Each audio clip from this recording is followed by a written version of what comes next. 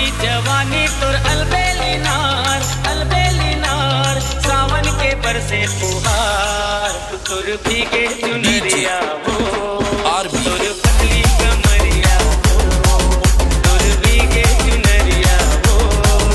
तोर बाली उमरिया हो चढ़ती जवानी तोर अलबेली नार सावन के बरसे फुहार तोर भीगे चुनरिया हो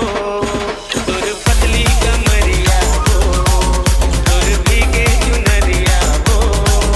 तोर बाली उमरिया हो तोर भीगे चुनरिया हो तोर पतली कमरिया हो तोर भीगे चुनरिया हो तोर पतली कमरिया हो।